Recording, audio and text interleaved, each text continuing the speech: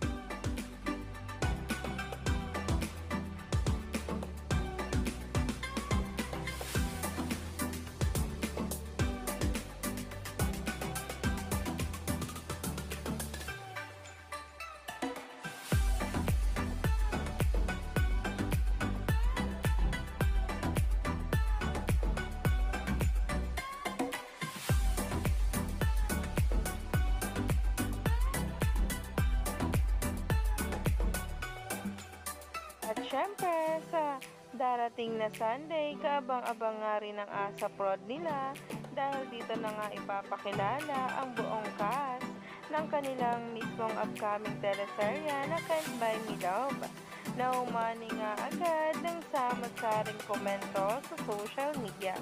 Kaya naman, kung ano man nga ang ibig sabihin nito, ay talagang dapat nating abangan sa YouTube.